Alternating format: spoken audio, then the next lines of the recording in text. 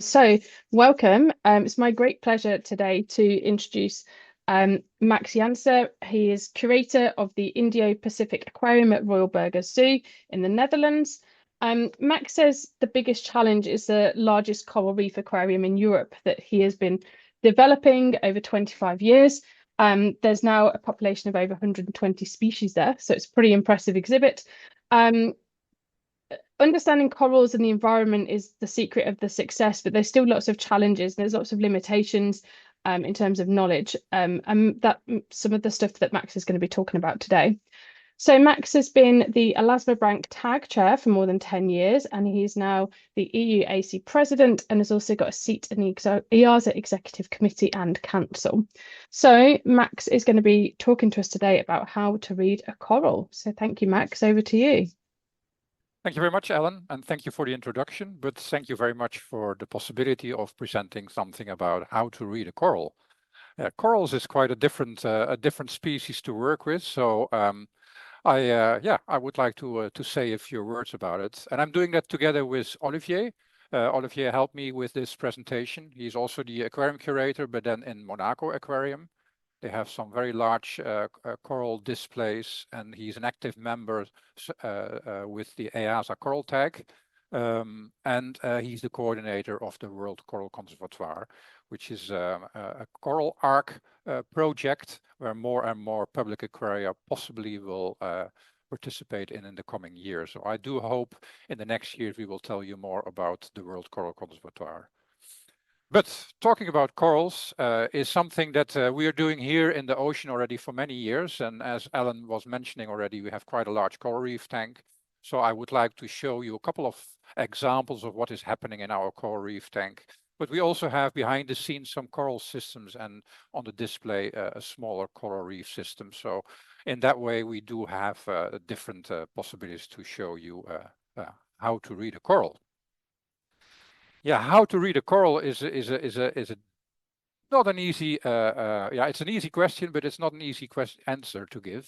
And I think how to read an animal is something that we all have to ask ourselves when we are working in a zoo and aquarium world. And how to read an animal is so a difficult thing.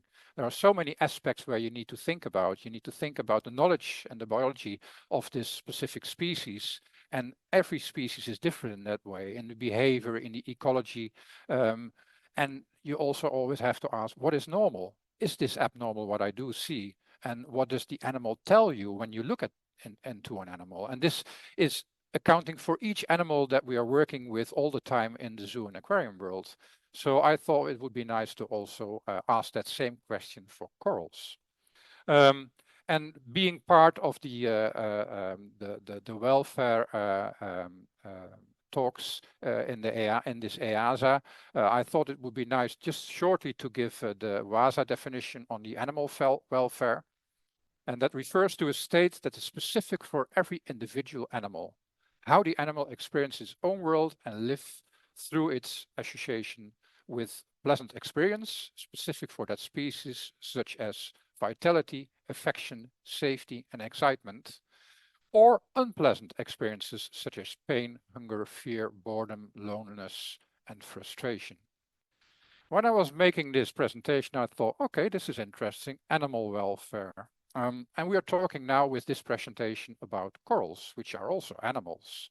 And if I look at this definition, then it's not so easy to apply this totally on corals. But I have 45 minutes, so I will try to do my best to help you in this.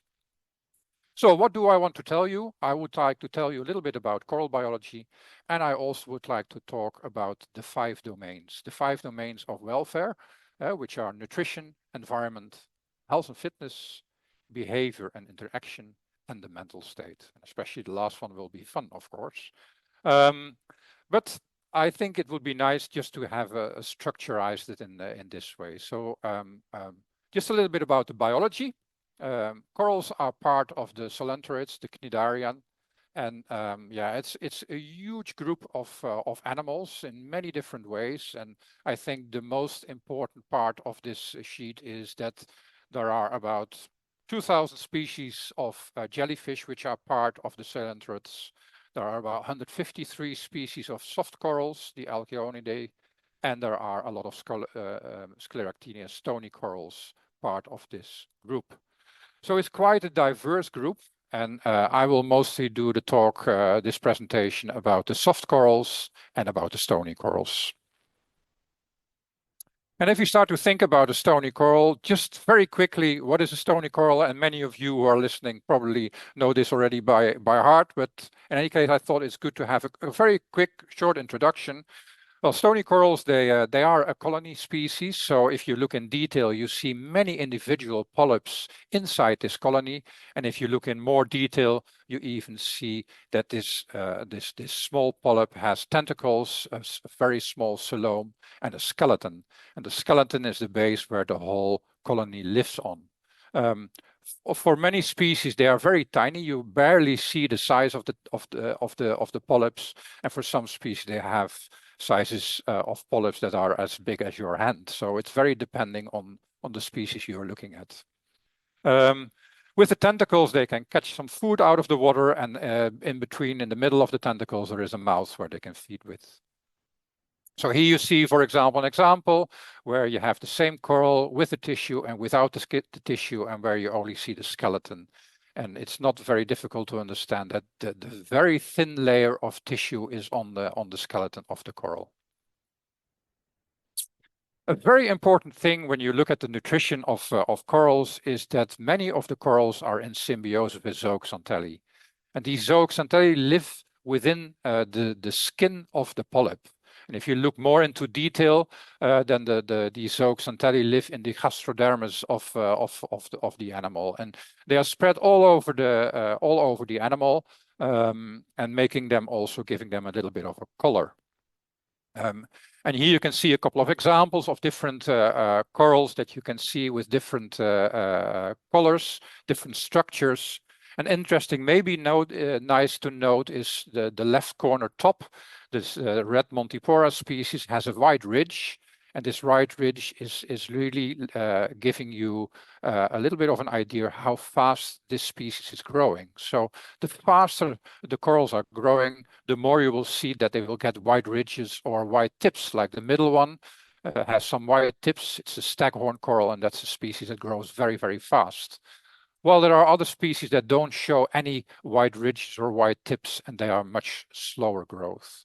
So only looking at the tips and only looking at these white ridges gives you already a little bit of an idea of how happy this coral is. Is this coral growing properly, or are there issues? You expect to have white tips, especially in many of these staghorn corals. Like the green one on the right side is also a staghorn coral, but it doesn't have white tips, so it's growing very slowly, if it grows at all. So why is this happening? So these are questions that you have to ask when you look at all these corals. But that's all quite specific per species. And it's not only the zooxanthellae that will give the coral some color, but it's also the coral pigments itself. And they have different pigments. Here you see some examples of pigments.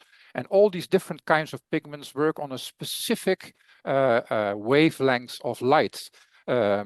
Properly.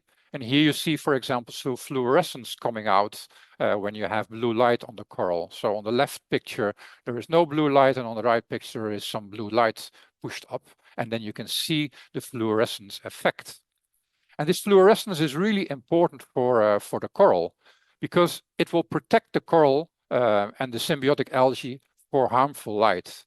If you look, for example, in nature, you see many corals in very shallow waters in the tropics, and that's an enormous amount of light. Corals do need light, and I will tell you a little bit more about that later, but it can also be too much, and especially in the shallow areas, it's often way too much. So the corals also have to work very hard not to get too damaged.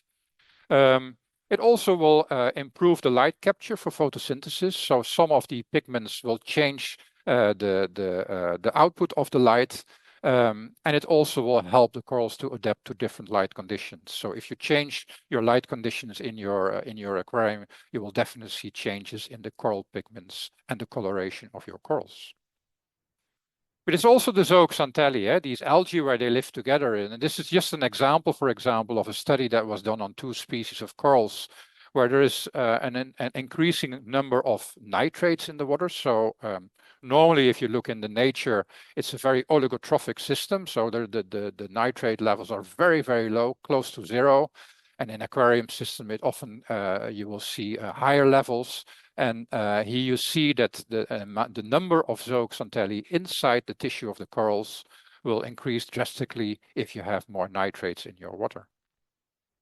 And this will also happen, for example, this I thought was a nice example, which was done on the cauliflower coral, where a coral was taken from 3 meters and put in nature into deeper water, into 30 meters deep.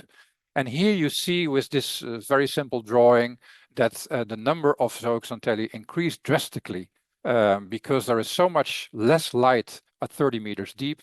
They still need to survive. So that's one of the techniques they use is to increase the amount of zooxanthellae in the coral.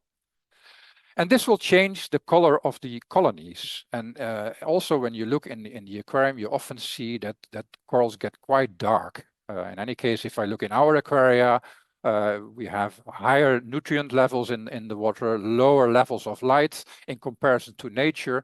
So you will definitely see some increase in zooxanthellae within the coral colony, and that makes them much darker. But that's also helpful when you want to learn more about how to read a coral. So just very basic biology. What is so important about this symbiosis between the algae and the coral?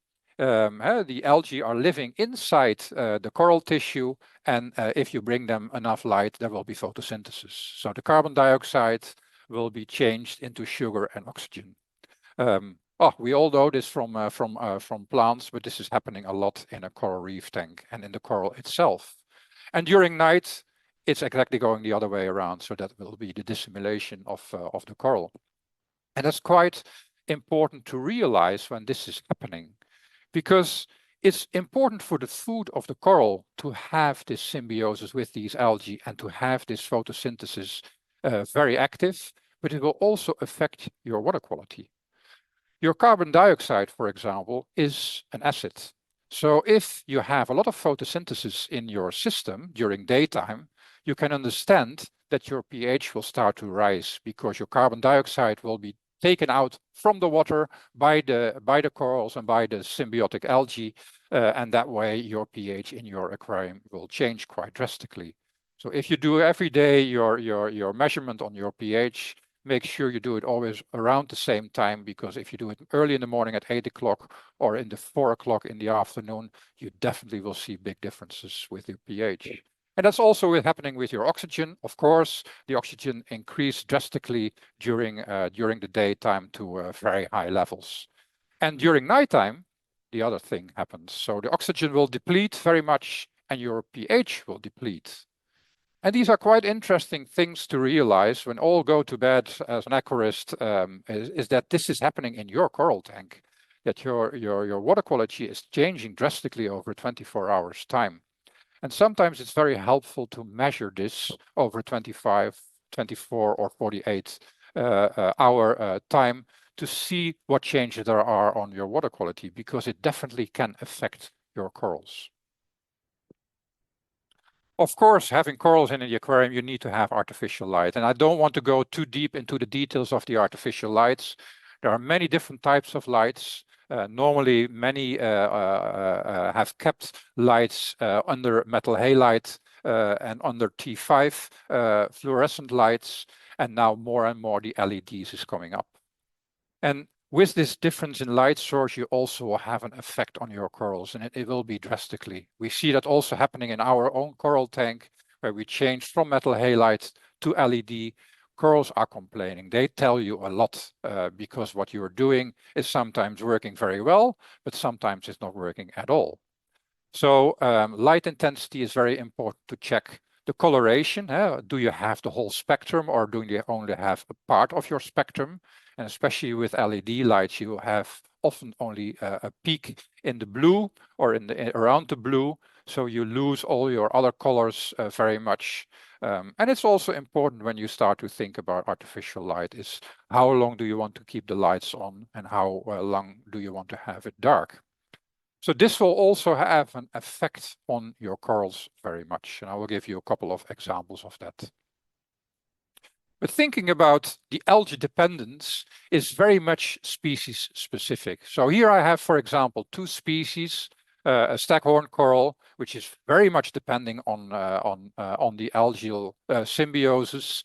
About 80 to 100% of the food they need to survive, they get from the symbiotic algae. While, for example, the bubble coral, it has a larger polyps. It's a larger polyp species. It has a dependence of 50 to 70% of food coming from the algae. So that means that the other 30 to 50% has to come from somewhere else. So it's really important to realize that per species, this can differ quite drastically. And here you have, for example, the species, a cup coral, a 𝘠𝘅 𝗃𝘢. This shows you a little bit what is happening in our aquarium where they have been fed. They wake up, first they are retracted, the polyps, and when you wait a while, when you start feeding, you will see that the polyps will come out and that they will start to feed from what you give. And we give them a lot of zooplankton to eat. Here's another example of a button coral where we give them some mussels to eat this time. It's really nice to see the activity of the coral just by giving this food. Of course, this is a little bit faster than normal. They don't move that fast when they get the food, but it definitely gives you a little bit of an idea what is happening. And it's not that they in nature will eat mussels, of course not. So, but it's good food for this type of corals, and especially the larger polyp corals. They do need more extra food than only the symbiosis of the algae. And then you slowly come into a very difficult area, because what do these corals eat besides the symbiosis with the algae? Well, it's an enormous amount of type of foods they will find in the water. So it's the phytoplankton, which is in the water, it's the zooplankton, it's the bacteria, it's the dissolved organic matter, so, and it's even the particulate organic matter. So bacteria, many different things that are in the water they can consume. But they will also have some shit coming out of it. So it will also produce a lot of manure coming back into the water and will affect the water quality. But this part of food is quite a complex thing. It's a combination of light, it's a combination of external food, and it's a combination of water quality of the stuff which is in your water. So the better you have your filtration, the less phytoplankton and zooplankton and bacteria you will have in your water, the more problem you might get with the food getting into the corals. So maybe you have to feed more in a very clean system than having a very dirty system. And then you have the environment. This is the second domain that I would like to talk about. And the environment is a very strange one, because for me, the environment is very much what you don't see. It sounds a bit strange to say it in this way, but here you see a coral and some more corals around it. And the environment is such an important thing. And that's the water quality. It's many different things that are important for the welfare of the coral, and will affect how happy the coral is. So light, water quality, water movement are all very important things. And there is a whole list. I can talk a whole day about this environmental part. But let's talk first about one of the biggest issues you see currently in the world on the coral reefs in the tropics. That's coral bleaching. So the symbiotic algae will be pushed out of the body of the coral polyp because of a temperature increase of 2 degrees or more. And this is happening now with the climate change quite a lot in the world. And this is not very good for nature and natural coral reefs. But it also shows the sensitivity of corals for their environment. It's such a tight schedule, a tight frame where you have to work in to keep the corals happy. And here's just an example of a coral bleaching event in Samoa. On the left side, you see a very healthy staghorn coral colonies. In the middle, you see the bleaching event where all the algae have been pushed out of the body of the corals. And this is a staghorn species, very much depending on this symbiosis. So after 1 or 2 weeks, you will see that all the corals will start to starve and die off. And on the right picture, you see that all the corals have died off, and now the algae take over of this new substrate which is formed. And this definitely have an enormous effect on the whole ecosystem of a coral reef. This is just an example from our aquarium. You see on the left side a partly bleached colony. It's not a very happy colony, it's very light in color. On the right side, you see the normal coral. What's happening? Why is this happening? And this is something that happens, of course, a lot when you work a lot with corals, that you see things happening and think, oh, why are they telling me something that changed? What has changed? Well, this colony, for example, is a colony that has been shading, has a lot of problem with shading because of a large coral growing much faster over it, and it will shade the whole colony, and that way you will have a big change in light intensity on that coral. And the right coral, which is the normal coral, is on another place within the tank, and there it's not shaded, and you see it's much more happy. So just by the coloration, you see already an effect.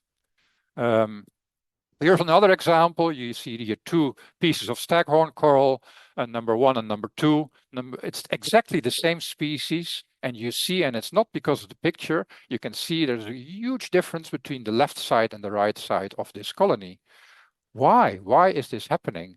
And the interesting thing that this happened after we changed our metal halides into LED. So you see an effect. Sometimes you see a very clear effect, and sometimes you don't see an effect at all, and the corals will say, this is nice, this is fine. But here in this colony, you see a clear effect. And when you look from the top of this same place, you can see now that the coral on 1 has very little light. So the lights are all around this piece of coral and not on top of this piece of coral, while the light colored species, the number 2, has much more light. So this is a nice example where we maybe should change our lighting regime, change the placement of the lights to have the same effect on the whole colony. So lighting can have a very drastic effect, and especially when you change your lighting, what we did with the metal halide change to LED, yeah, some corals really complain to us and saying, well, I don't like this at all. Because of the light intensity change, because of the light color change, and then you have these effects. Another thing which is really important is the water quality. And this is here, for example, some macro elements. Calcium, magnesium, and strontium are 3 very important macro elements. And you have to manage these macro elements, because all these 3 elements are part of the skeleton of a stony coral. And you can understand, if your stony corals are growing inside your closed system aquarium, you will see very quickly depletion of your calcium, magnesium, and strontium in your water. And here is a graph showing a little bit what range we want to keep our calcium level in. So normally in nature, the calcium level is at 420, and the range we want to keep our calcium level is between 400 and 450. If you keep it in that range, the corals are happy because of this calcium level. If they start to complain by whatever other reasons, there might be another problem, but it's in any case not the calcium. And the same, if you look at the magnesium and strontium, you do have to define quite well what ranges you want to keep your macro elements in. And for example, in our coral system, we add a lot of calcium, magnesium, and strontium on a daily basis to keep our levels at a healthy level. So here, these green crosses show where we currently are in our big coral tank for these macro elements. But for that, you do need to do quite a lot of chemical management on this system. Another thing which is really very important is the nutrients. And I very much like to compare things with nature. So I thought, let's make a little bit of an overview of the nutrient levels, the nitrate levels in nature. This is just an example, and very quickly give an average over it.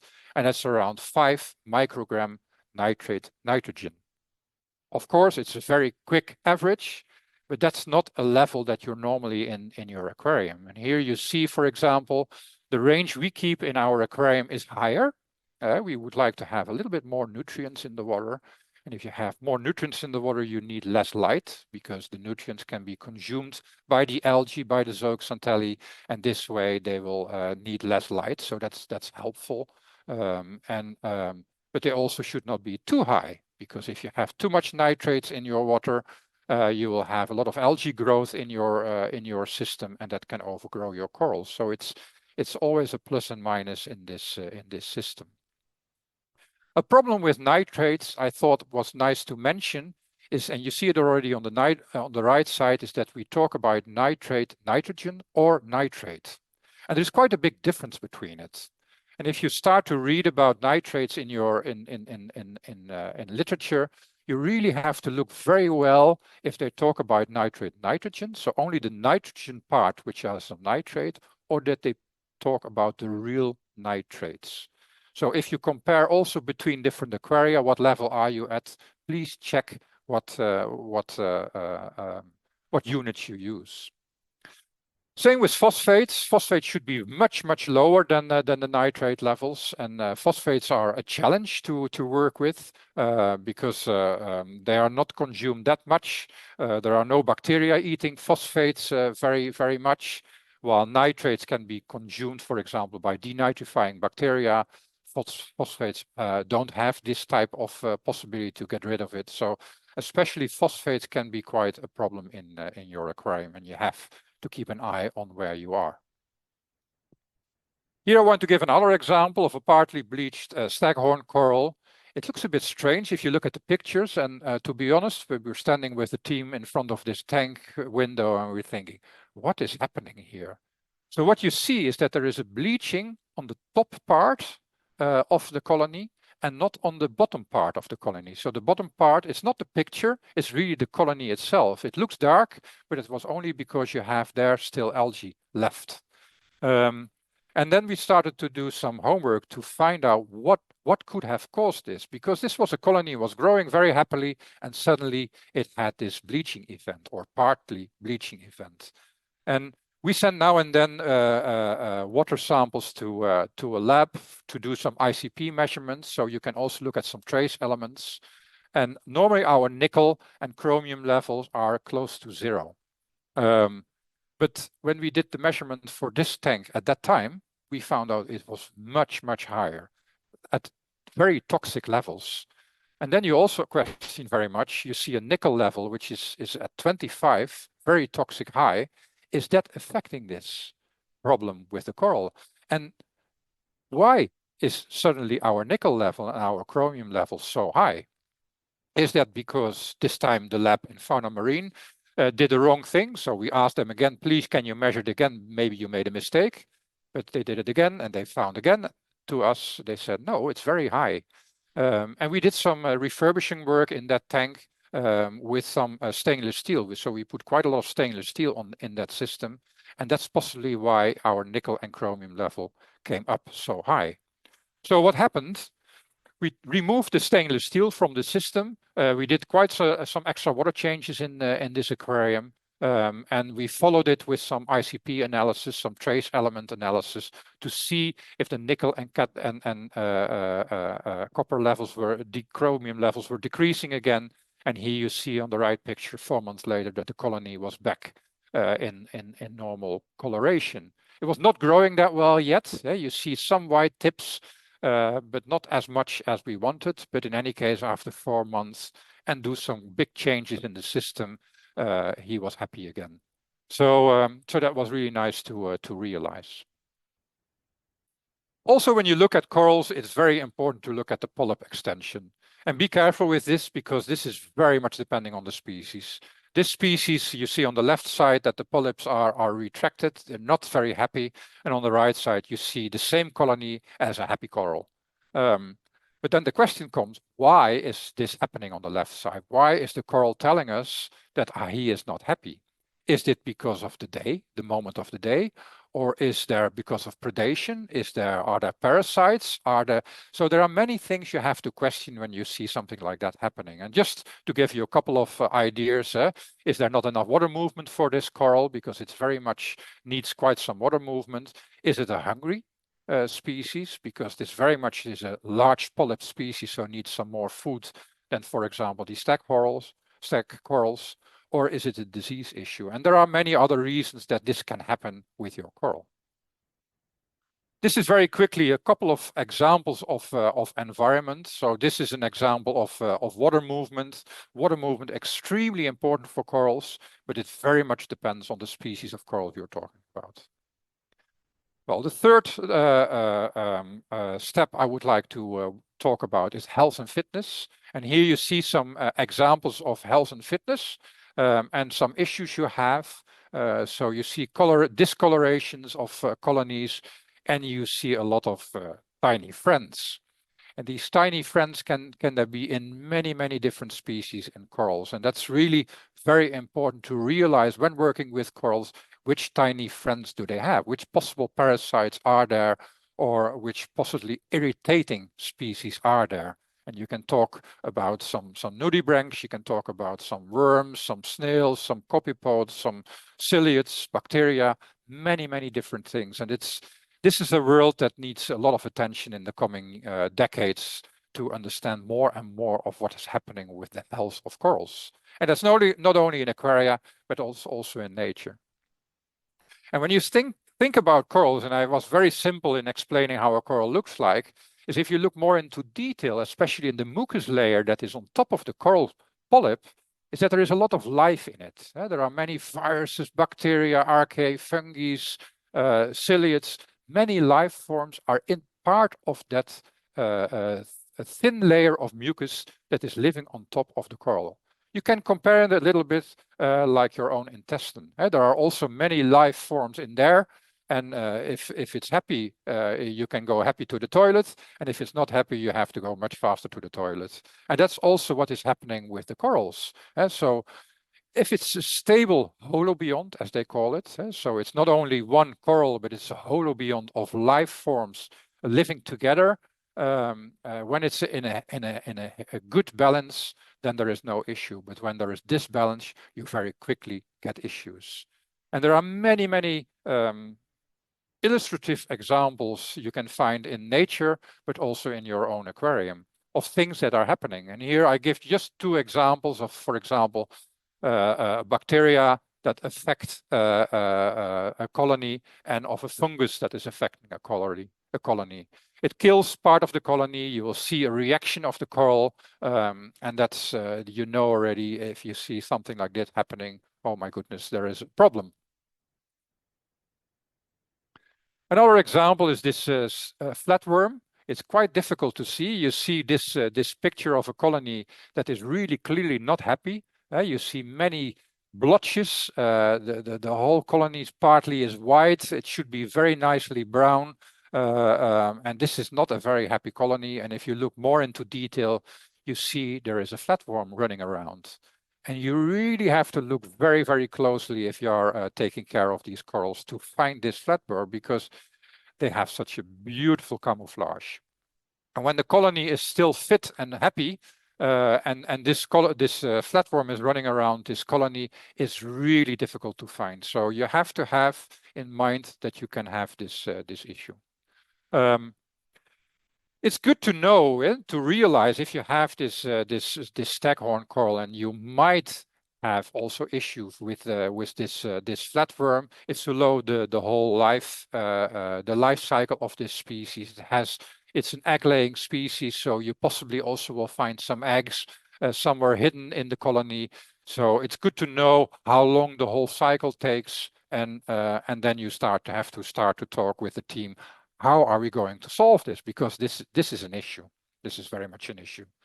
So possible solution is, well, the most important possible solution is prevent this. Prevent this to happen in your display system. Prevent this to happen that you talk with your colleagues where you get the corals from. How is the health history of this colony? I think it's really important. You do that when you do a zebra transport.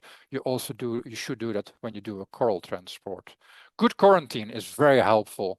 We use a 2-month quarantine period just to be sure that these new small friends on these colonies are not there. And what you can do if you find them is manually remove them, do some chemical treatments or some biological control. And I will give you a couple of examples. Here's, for example, an open brain coral, which was in quarantine. To be honest, the colony was doing quite well. It was standing out quite nicely. You did find already on the edges some blotching effects, which you can see on the left picture a little bit. But when you look in the right picture, you see there is this huge flatworm sitting there. And it's really important to check all around a colony properly to see if they have these friends with them or not. And this is exactly a very easy species to manually remove from this colony. What also could be very helpful is biological control, and that can be done in quarantine, but it can also be done in your display tanks. It's use different species of dragonets that love to eat these flatworms, and that same account for these small wrasse species. And they are very good fish species to help you out with these health issues with your corals.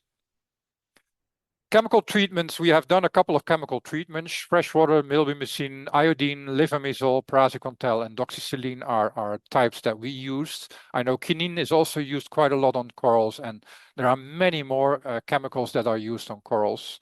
You can use many different chemicals on corals, but it will also harm the coral very much. So they will tell you that they are not happy with these chemicals. They will stay retracted, or they even die off very quickly. So you have to be careful when you use these chemicals. And of course, please do this only in quarantine and not in your display. I would be very careful with it. There are also commercial products for it. To be honest, I have no experience with it because I have no idea what's in these commercial products. I don't know what the concentration of these commercial products are. I do know that some of them work very well. And internet is full with reviews on it, but we are always a bit careful in using these commercial products and rather use the chemical itself to know what you're doing. The next part I would like to talk about is the behavior and interaction. And the behavior and interaction is a really very interesting thing for corals, because behavior is in many animals something like they move. But for corals, they don't move very much. There are only a few species of corals that really can move, and most species cannot move at all. They make one choice in their life when they do sexual reproduction. During sexual reproduction, there will be a larvae, a planial larvae, swimming around through your water, and then they make a vital decision in their life. They settle down. They look at a certain place and they think, oh, this would be a really nice place to live. And then they make the decision, and there they are. So this is how it's happening in nature. And sometimes this is also happening in your aquarium. But often we make that choice for the coral. We make the choice by placing a coral at a certain place that we think is appropriate for that specific species. And it's quite an important thing to do. If you want to be sure that the species will be happy there, then you need to know what water movement do they need, what lighting do they need, what environment do they need, how fast will they grow, will they overgrow, will they fight? All these questions you have to ask yourself when you start to place your corals in your aquarium. And even that you think that you did the right thing, after a while the corals will tell you what they thought of your decision. In nature, it's very easy. If they make a decision to settle on a certain place, and the place is the right place, they can grow out, and then it's depending on what's happening. And here, it's our choice that we make as an aquarist to place the coral. And that's why it's so important to read your coral properly. So there's a lot of interaction with all the corals, having so many corals together, so many corals close together. And these interactions will be all about fighting for space. And this fighting can be very heavily. You don't hear them screaming, but they do fight a lot. I just want to give you a couple of examples of aggression. Here you see some sweeper tentacles, and on the top of the sweeper tentacles of this coral is a lot of these nematocysts. They are poisonous, they sting.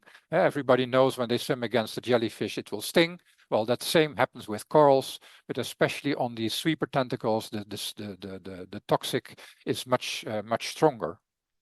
Another coral aggression is this mesenterial filaments. They can push outwards of their polyps, and this way they can consume their neighbor.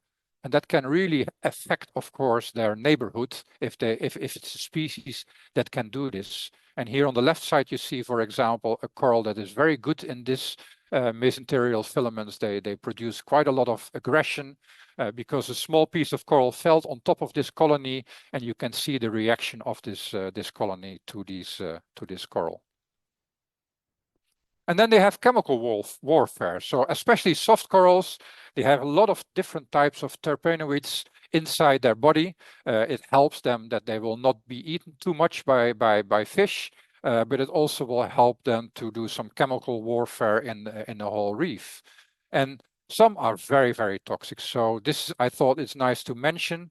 The polytoxin, the button polyps that can produce polytoxin is very, very toxic. Not only toxic for the other corals, but also for you.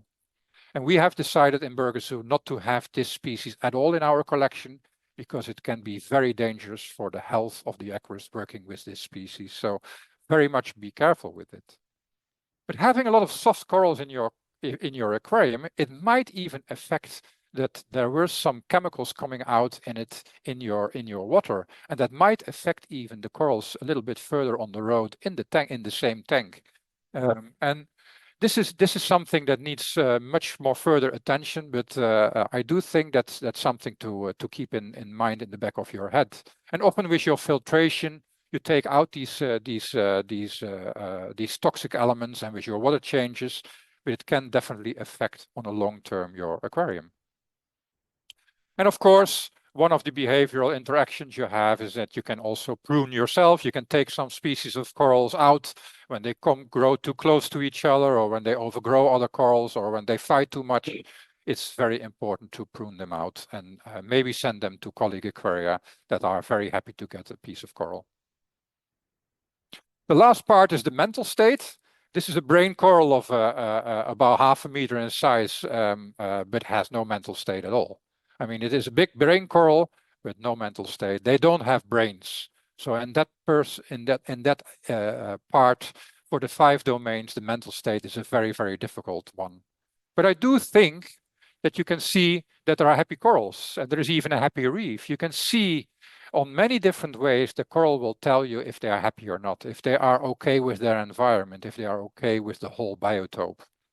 But they do have some sense of feeling. So for example, this is just an example where you push part of a colony and you see the whole colony reacting towards it.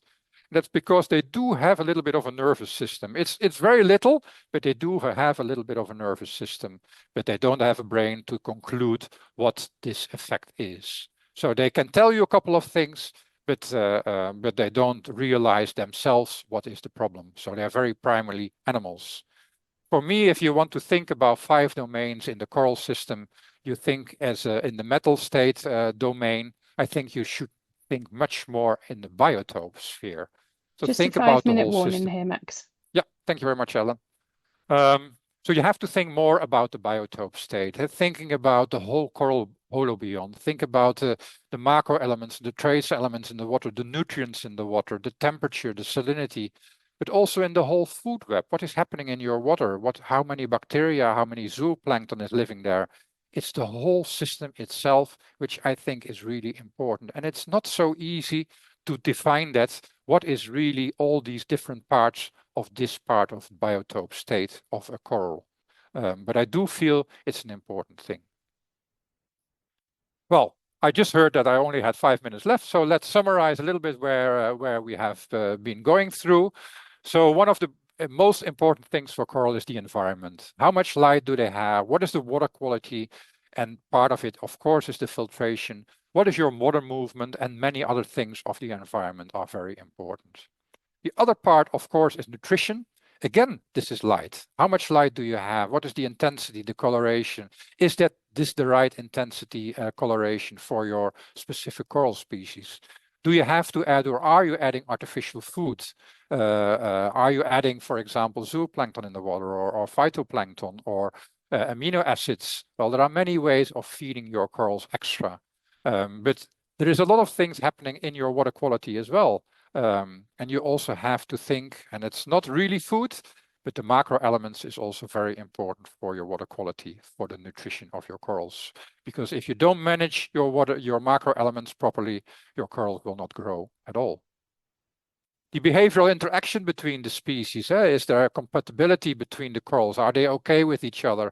Are the other organisms okay? I mentioned a couple of species of fish that are happy to help the coral to get rid of some of the parasites, but you keep often very many species of fish with your corals, and is that all okay or not? How is the reproduction of your coral? Is there reproduction? Is there sexual reproduction, or is it only fragmentation of your corals? How are they growing? What coloration do they have? How are they fighting? Many questions you have to ask constantly yourself when you look at a happy coral or not a happy coral. Health. We have been talking about the holobiont, the whole system of life forms that are in the mucus layer of a coral polyp, the bacteria living there, the parasites, and the toxicity that can be quite dangerous for corals because of the sensitivity to all different types of chemicals in the water. And then in the end, the fifth domain, the mental state, I just want to define it as the biotope state of the whole system. What is happening in the whole system by itself? And does that affect that individual colony that is telling you that he's not happy at all, or she? Well, I just gave you a couple of examples, and I cannot do this work without my own team in Burgers Ocean. And I really would like to thank them, and especially Nienke and Arun, two colleagues that helped me very much with this presentation, and about thinking about welfare of corals is always fun. Also, the Monaco Aquarium team helped us very much in understanding more about how to read a coral. And for me, the third one is also a very important one. Your help of the aquarium colleagues of the worldwide. I think working with corals for such a long time, having so many issues and having taken care of such a large coral reef tank is quite a challenging thing. And we have never been able to do this without the help of many aquarium colleagues all over the world telling me what not to do or what to do. It's so helpful and it's so fun to do this. So, well, I want to thank them for that. And for you, I would like to thank you also for your attention, and hopefully you have some questions to me. Thank you. That was amazing. Thank you so much, Max. Really, really interesting. And we've got lots of questions coming in. So let me just scroll back through the chat.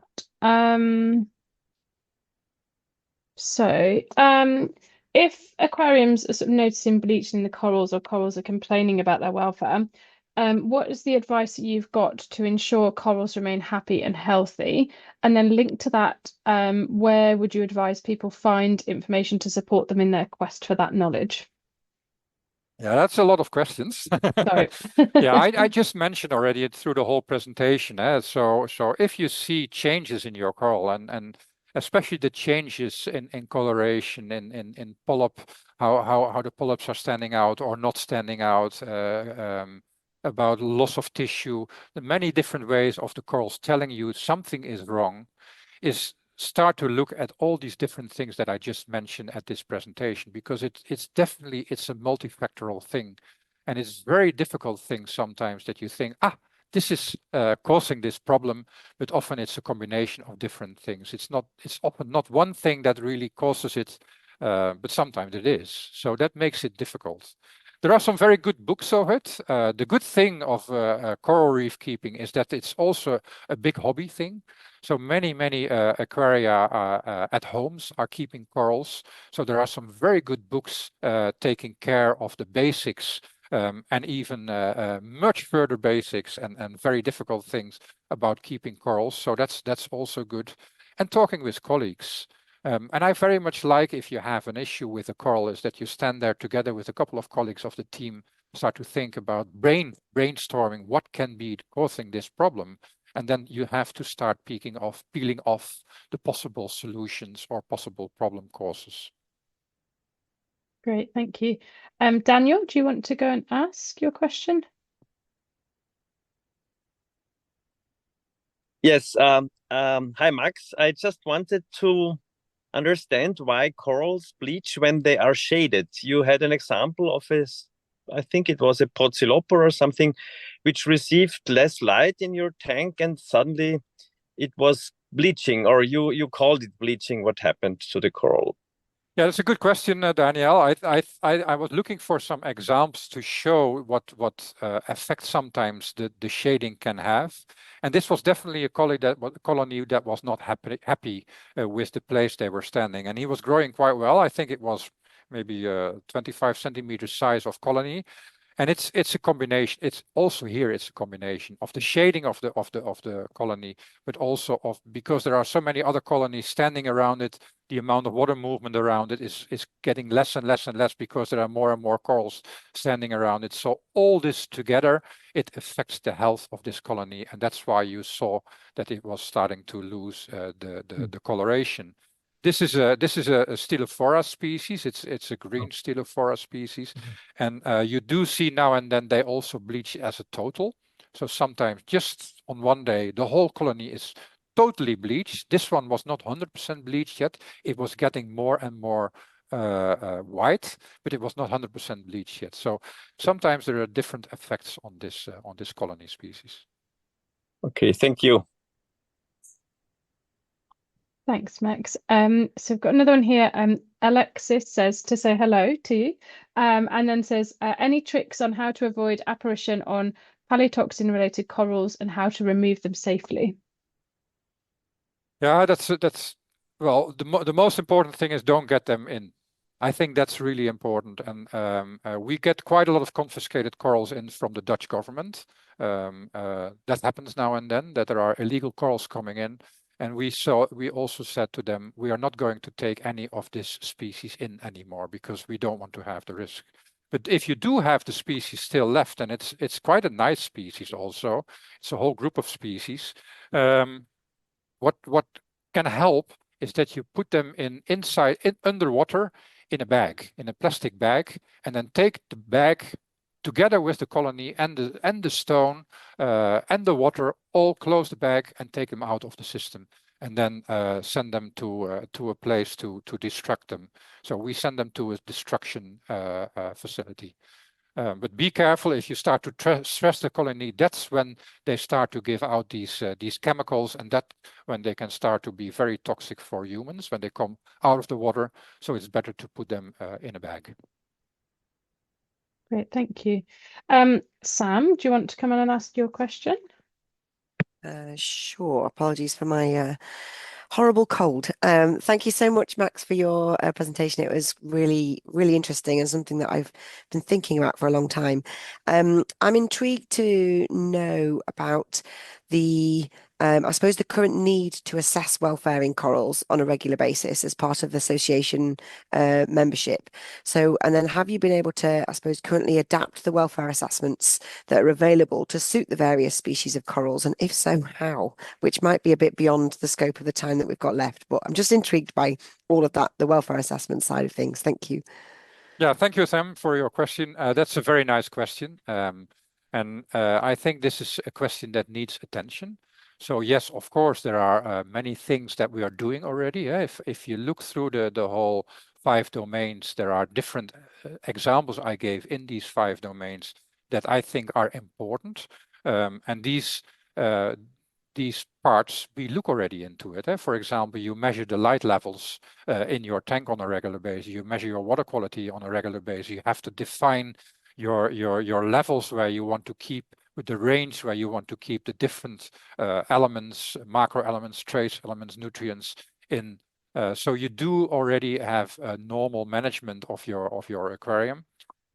A good assessment is still a bit of a challenge. We are working on it at the moment for ourselves to see how we can do a nice welfare assessment in our own aquarium. And we are not yet there. So maybe there are some other colleagues already a little bit further on the road on it. But we do have already a couple of things that we can measure, that we can see. But it's mostly that we first look, having so many species of corals in your tank, where do you start and where do you end? then we first look very much into the system itself, the big system itself. And then light, water quality, water movement are already the first steps to work on, but also nutrition. Yeah. Brilliant, thank you. Yeah. Thank you, Max. We've got another one here. So regarding the biotope, do you have any recommendations or insights into managing or controlling your dissolved organic carbon levels inside your coral systems and steering the right bacteria cultures in your system? Yeah, this is a very nice question, and it's a very difficult one. I think this is something that I see now more and more labs are able to measure dissolved organic carbon in the water, because you can do a very nice theoretical idea about your DOC, dissolved organic carbon, but you need to measure them as well. I don't know yet. I don't know yet what the range should be for the system. And I do feel that it very much depends on your whole aquarium. How much filtration do you have on your system? How do you manage your system? For example, in our big coral tank, we rarely feed our corals. They are fed by the system itself because it's quite a natural system. And if you look then in quarantine or in our small quarantine coral systems, we do have to feed the corals individually or the system itself. So it very much depends how you want to manage your system. So that also has to do with your DOCs. So the dissolved organic carbons in our big coral tank are quite different than the ones in our smaller systems. So yeah, I don't know. I don't have enough figures yet to tell you should work in that range. We like to change things very slowly in a coral system. So for example, in our coral reef tank, we do add some ethanol in the system, and ethanol will increase the amount of bacteria growth in the system, which is good food for the corals.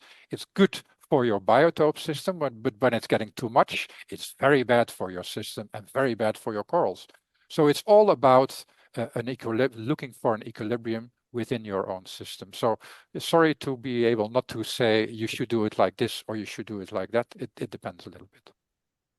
That's super interesting. Thank you. I think we've got time just for one more. Does the behavior of neighboring animals, so fishes and other animals, can that also be used as an indicator of the coral's welfare? Yeah, it can be.